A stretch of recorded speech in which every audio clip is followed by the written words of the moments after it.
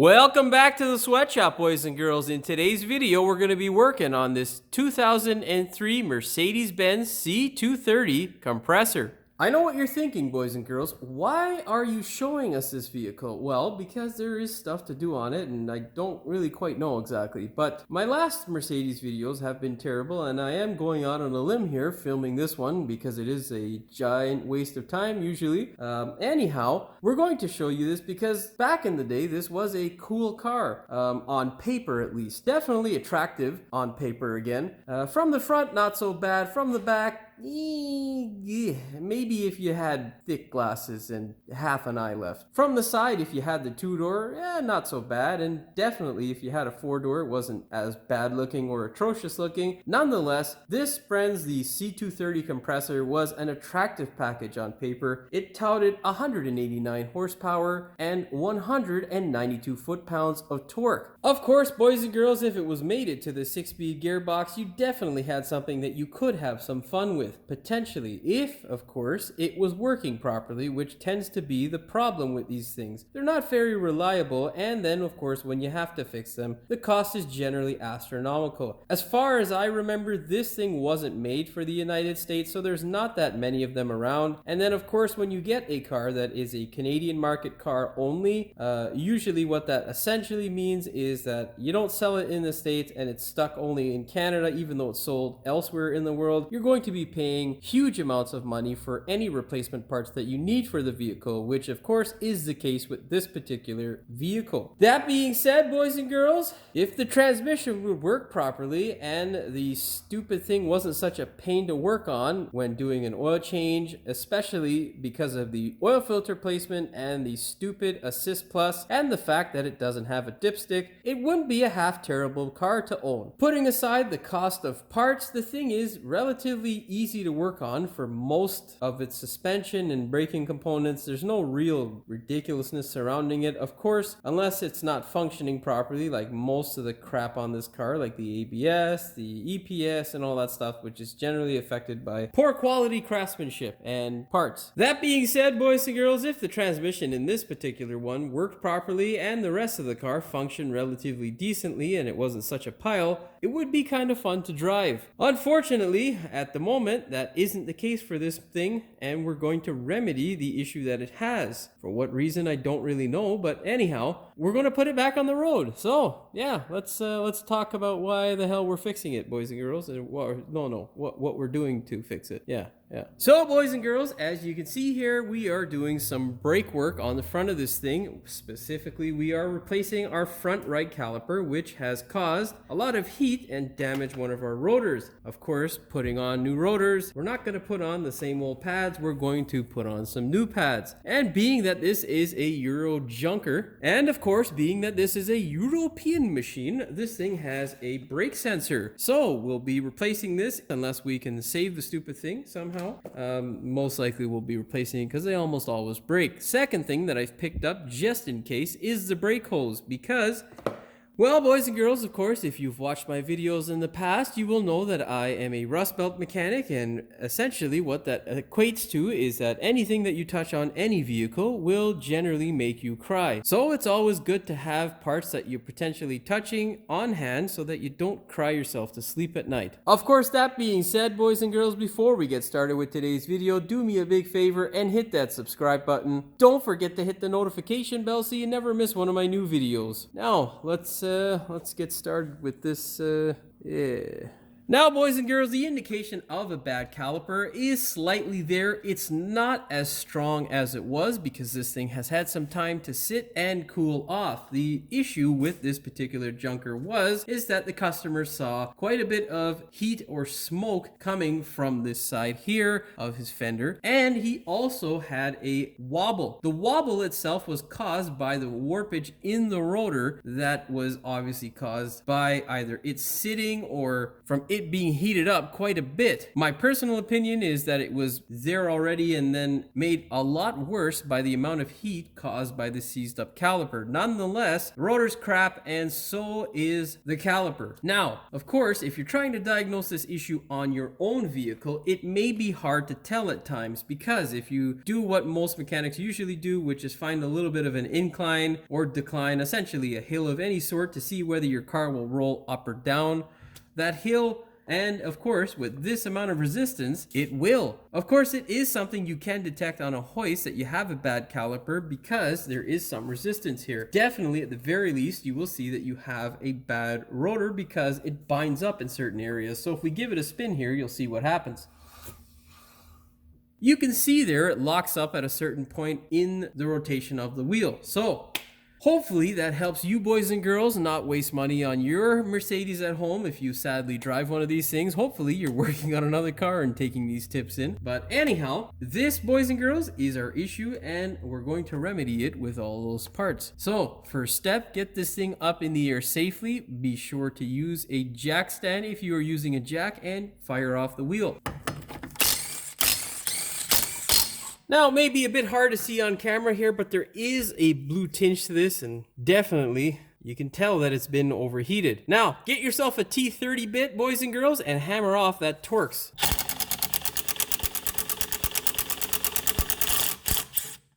Success. Now, boys and girls, what you want to do to help yourself is get yourself a flat screwdriver, stick it between the caliper face here and between this pad, and gently try to pry this guy forward. Of course, it may be quite hard because this one is seized. Got a little bit of leverage there.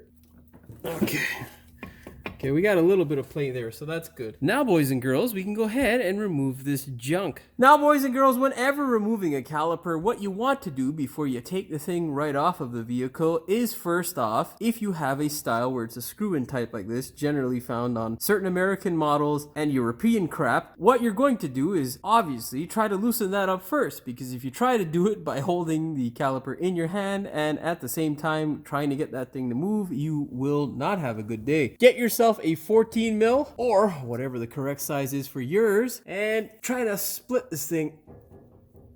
Ugh. Oh boy, that's not happening. That's not happening. And here we go, boys and girls. The joys of the Rust Belt are coming to pay us a visit. Yeah, that's not working. Okay, now, there's not much room here, otherwise I'd be using a crow's foot. I'm gonna get one and see if I could fit it on this shit. Give me 1 second, boys and girls. Okay, boys and girls, go ahead, of course, and put a crow's foot on this thing. It can get on there, it's just extremely tight. The reason why it's tight is because of all the rust, of course. So, take your time with it. Now, let's see if it'll crack loose. Oh, boy. I don't know. Now be careful, because as you come up to the caliper, there's not much room there. So the way I'm doing it is just so I can get it loose. Now it looks like we have gotten it loose. Just keep working it back and forth. Okay. What a piece of junk. Like, they never heard of a fucking banjo bolt, right? Take off your 6-inch extension and then remove your crow's foot. Now let's go back to that wrench and hope for the best. Okay, so it's like we're okay here, boys and girls. Okay, yeah, we should be able to twist that off.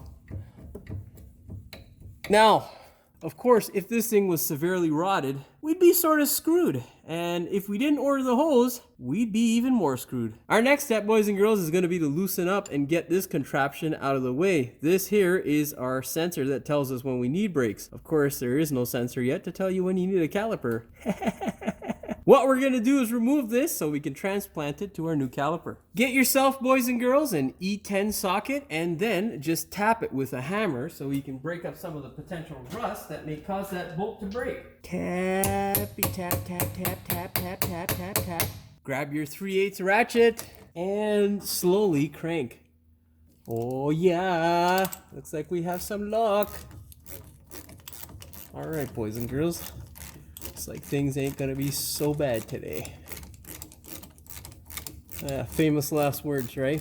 That's what always happens. And then crying in a corner somewhere.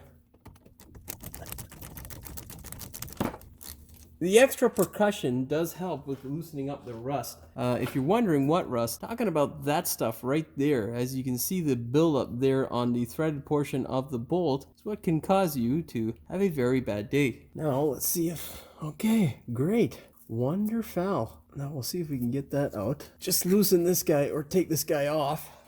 Flat screwdriver would help, or a pick, whatever you pick up from your screwdriver drawer, and there we go. Now, don't yank on this guy. We're going to try and salvage that sensor. Okay, boys and girls, our second step is to get, I think, what looks to be an 18 millimeter. Yeah, let's try. Yeah, no. Yes, it is an 18 millimeter. As I was saying, boys and girls, go ahead, grab yourself an 18 millimeter socket, a flex or straight socket, whichever you prefer. I usually prefer flex, and just wiggle it on, trying to break off most of the rust, and it will eventually turn into an 18 millimeter fastener. Then get yourself your favorite 1/2-inch gun, and what you want to do there is just blip the throttle to make sure that the socket is completely seated, and then hammer.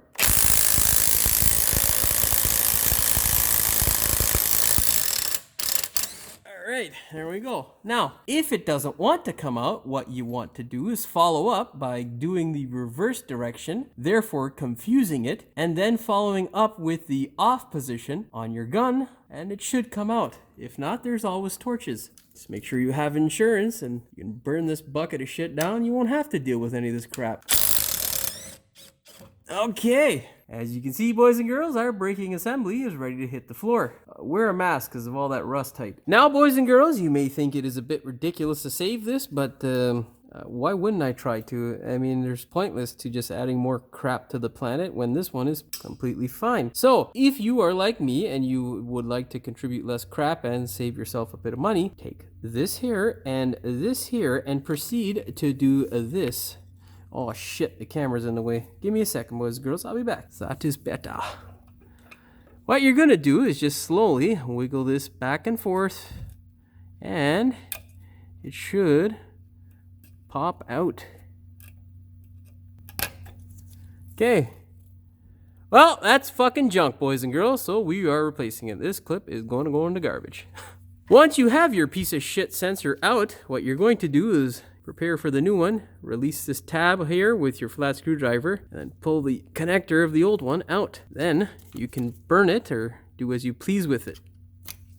There we go, boys and girls. Very good, very good. Look at it. See? Should be nice and clean like that inside. And if it's not, clean it out. Next step, boys and girls. Separate your caliper from the rotor, like so.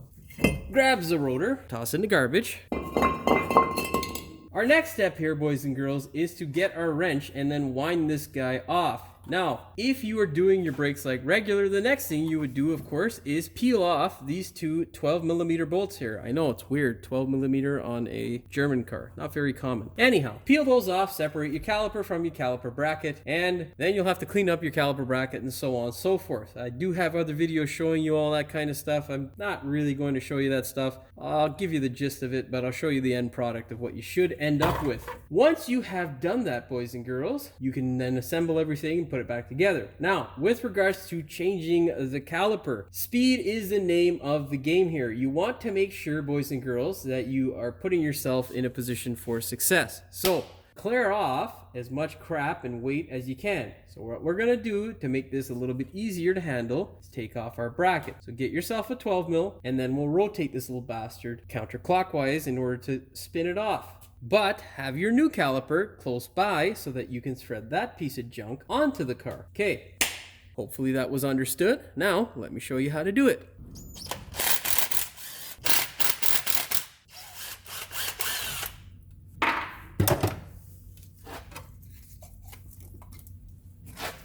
Take this heavy, cumbersome pile of junk and put it on your table to send back as a core. If not, you will be charged a ridiculous amount of money. Unless you got a brand new caliper, which probably won't last very long because most of them are made in China. Anyhow, that's a topic for another day, boys and girls. Oh boy, boys and girls, I wish I had smell-o-vision. This shit stinks. It is horrible. If any of you are familiar with the smell of burning brakes, yeah, it's pretty bad. It's just all the dust and crud and crap that's still stuck on the caliper. Anyhow, get yourself a 14, wiggle it on there, and just twist this guy off. Oh boy, that's still pretty tight. Yeah. Now remember, twisting the caliper is okay, not the hose. The hose is not what you want to twist, okay? So be aware of that. Ah, Jesus. If you twist the hose too much, boys and girls, you can cause yourself a permanent headache. And I'm pretty sure no one's looking for one of those. We should have some fluid start to leak out of there. So, of course, get yourself a bucket, boys and girls, so you can catch any residue. Of course, you don't want that stuff on your parts table. And then get your new caliper prepared to receive the line. Let's move this guy out of the way. He's trying to get all tangled up. Some sort of weird relationship. Okay, that's better. And there we go. Now, quick as you can, grab this guy, twist it on. Of course, be careful. Do not cross-thread it. Don't be a dick. Cooperate. Cooperate, bitch.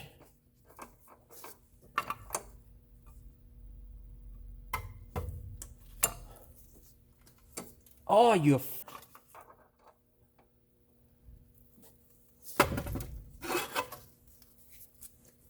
There we go.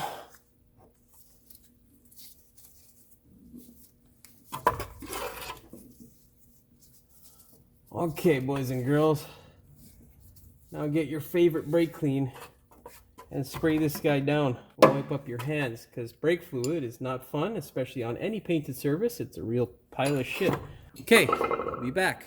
Okay, boys and girls, something that can be a bit tricky. We need to take our crow's foot now, slide it onto our hose, and torque this thing to 13 foot-pounds or 18 newton meters. You can only do this process with a crow's foot, boys and girls. I don't know of any other way to do it, and if you do, please let me know in the comments below.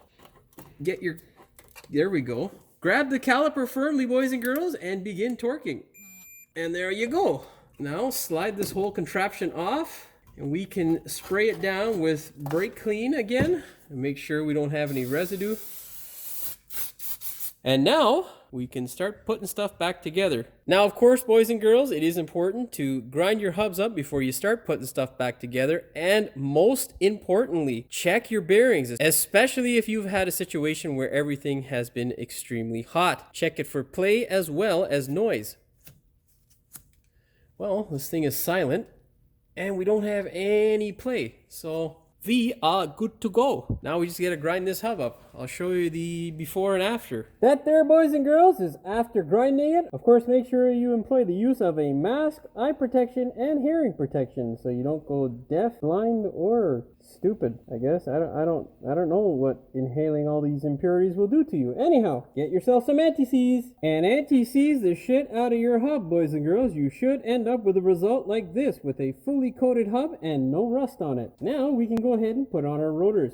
Now, boys and girls, go ahead and fire on your rotor. The thing you're going to have to note here, and that I've had an issue with, is the hole here that is drilled in our rotor to fasten it to the hub isn't in the right place. So it's not an end of world sort of situation, but we don't have the time or patience to wait for another set of rotors or to see whether the other set of rotors will have it drilled in the right place. So we're just going to skip putting in the Torx bits and just keep it in a little baggie in case we ever need to replace this again. It'll be in the car in the trunk. So yeah, of course, I hope to God I never do have to replace this again. Anyhow, boys and girls, we can now move on to getting our caliper brackets prepared. Now, boys and girls, a quick overview of what you should do regardless of whether you have a brand new caliper or not. My opinion, you should always coat your caliper where it is, of course, going to be prone to rust with zinc weld-through primer or some sort of paint so that, of course, you don't have to deal with rust. The reason why we do it in this area, of course, is because that is where your pad slides.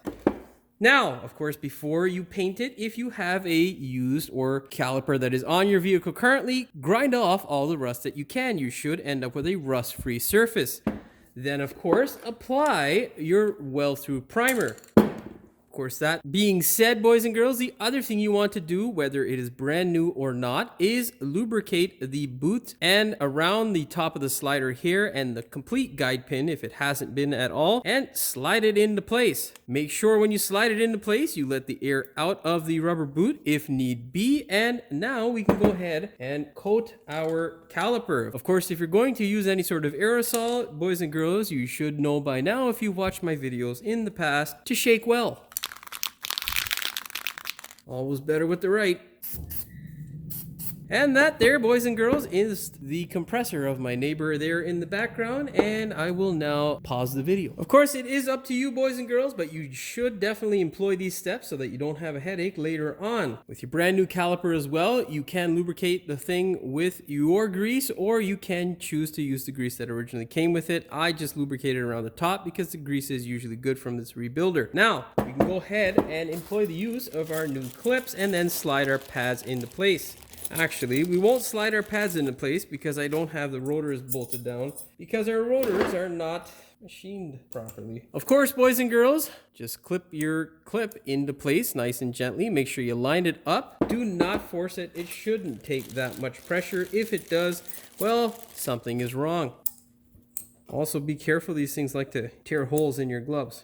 With your clips in place, boys and girls, go ahead, grab a healthy dose of grease and just lather up the portion of the clip where your pad is going to slide on.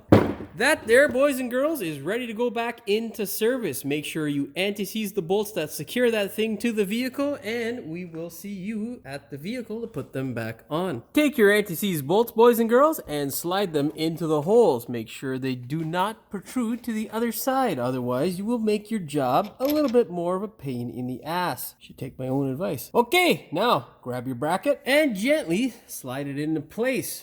Try your absolute best not to scratch your brand new rotor. This usually wouldn't be an issue, especially if they had drilled the goddamn position of the fastener hole right. But anyhow, what to do? Thread your bolts in by hand, boys and girls, and run them up as far as possible by hand. Always make sure they catch first before you use any sort of power tool or ratchet to tighten them up. You don't want to gall or cross thread your thread. That would be very, very bad. Make sure this guy doesn't get caught anywhere, because that would be very bad as well. No one likes doing wire repairs when they don't have to. Grab your torque wrench, boys and girls, set it to 85 foot-pounds or 115 newton meters. Oh man, need some strength for that. Of course, get your bottom bolt. You can see it there past the caliper. Sorry, boys and girls, Mercedes likes to hold their brake hoses captive everywhere, so it's a bit hard to show you. But yeah, go over and get your pads now. With your pads, boys and girls, what you're going to do is try your absolute best not to get hung up on these clips. So what I suggest doing is having the tab here and this tab here collide. Then push down gently and slide it into place towards your rotor.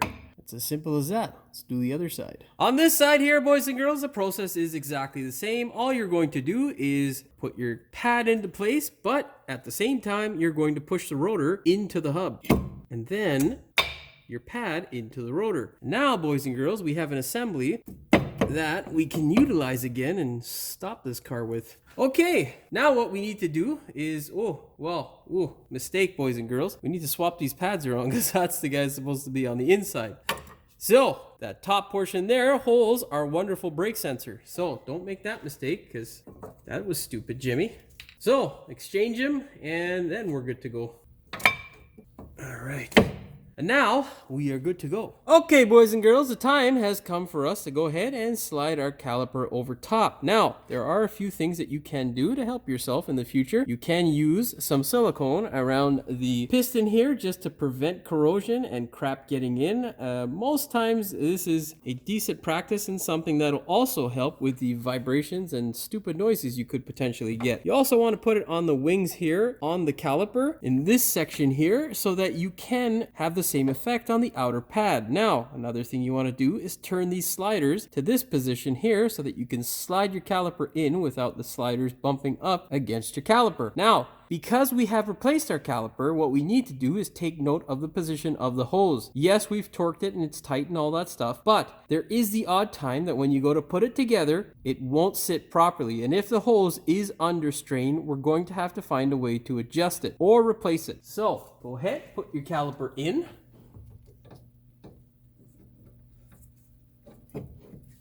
Make sure it's in place, and then go ahead and inspect your hose to make sure that it's not strained. Luckily, we are good to go, the same way that most of you guys at home will be. Make sure there's no strain on your hose, and if need be, replace the hose or adjust it. Okay, boys and girls, go ahead and grab your anti-seize bolts and put them back into use. Of course, thread them in by hand, boys and girls. Now, I'll tell you something about these bolts. What we are doing is reusing the old bolts. The reason being is because the new ones are a different size, and I don't want to go fishing around in my toolbox from one side to the next, because that is annoying. And of course, ain't nobody got time for that shit. So yeah, and of course there is nothing wrong with these bolts. So yeah, you can reuse them or use the new ones if you like. Grab your torque wrench, boys and girls, set it to 18 foot-pounds or 25 newton meters.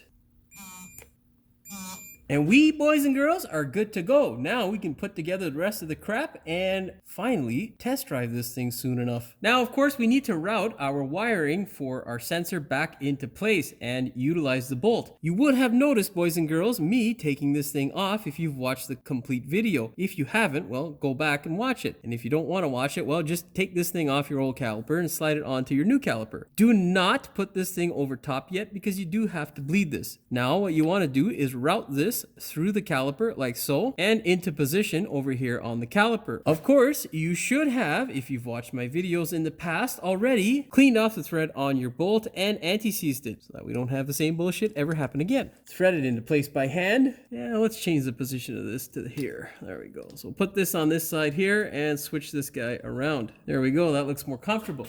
Now you can go ahead, grab your torque wrench, boys and girls, set it to 6 foot-pounds or 8 newton meters.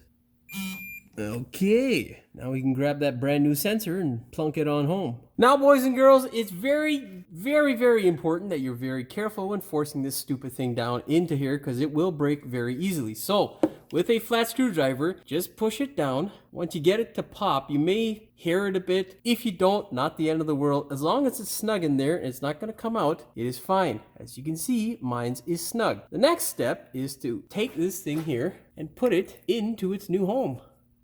Like so. Now, if yours doesn't want to go in nice and smooth, what you want to do is employ the use of some WD-40, and that shall keep this thing from coming out. Is that locked in place there now?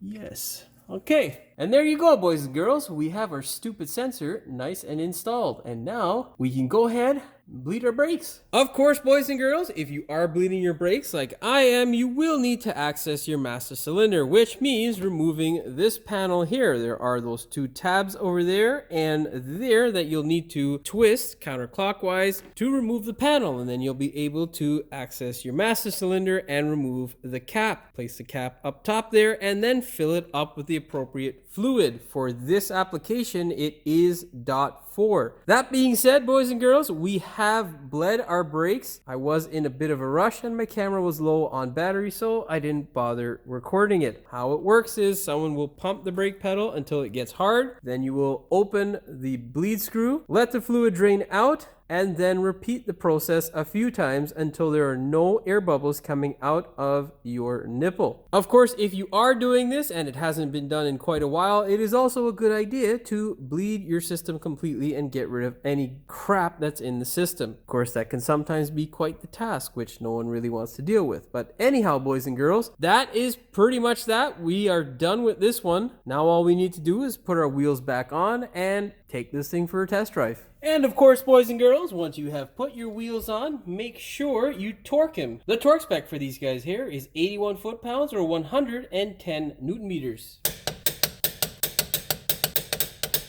Now, if your rotors had the same issue that mine had and didn't use that Torx, you will have to be extra careful when lining up the bolt holes because the rotor and the hub are going to want to separate from each other in terms of the alignment of your bolt hole. So that can sometimes make your life a living hell. So boys and girls, beware of that and make sure you put some anti-seize or some white lithium grease on the hub before you put the wheel on. Well, boys and girls, that's all she wrote for this one. If you have done the same thing to your vehicle, make sure you pump those brakes before you take this thing for a test drive because you don't want to kiss someone's rear bumper. That being said, you know the drill. Make sure you like, share, and subscribe. Don't forget to hit the notification bell so you never miss one of my new videos. And as always, thank you for watching. We will see you in the next one. Welcome back to the sweatshop, boys and girls. In today's video, we're going to be working on this 2003 C230 compressor Mercedes-Benz. Usually, you would say the vehicle brand and then model, Jimmy. God damn. I can't. I know what you're thinking, boys and girls. I know what you're... Fucking Bluetooth. Let me tell you a bit about this vehicle and why it is, if you're thinking of buying one, it may not be the best ideas. If you are thinking of buying this particular vehicle, or... Fuck, this is terrible. It's an attractable, specifically the two-door Specifically the two-door... Ah, you fucking cocksucker compressor. Unfortunately, boys and girls, this fucking compressor wants to run again, you cocksucker. I don't know what the fuck I said. Unfortunately, yeah, so let's talk about why we're going to fix this thing. Oh yeah, no wait, damn it. Roll up. Wait, that don't make no fucking sense. Bolt out of here so we can transplant this bull crap to our sensor. Wait, what? Get yourself an 18 millimeter baby. Fucking compressor. Yeah, see there, boys and girls? Fuckaroony doonied. Garbage. Oh, you fucking cunt. In terms of the bolt hole for your Torx that fastens your rotor to the actual car. Now, fuck, whatever.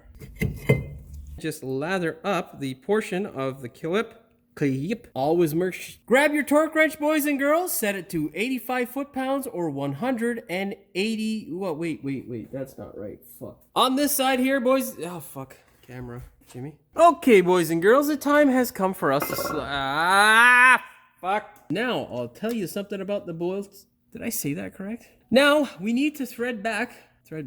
Now, boys and girls, grab your torque wrench, shed it? Oh, boy. Now, boys and girls, grab your torque wrench. You fucking compressor. Of course, you need to bleed your brakes, and that means topping up your master cylinder. Wow, that plane is pretty loud. Fuck. The torque spec for these guys here is 81 foot-pounds or 110 fucking hoist. The torque spec for these guys here is 100 and... fuck.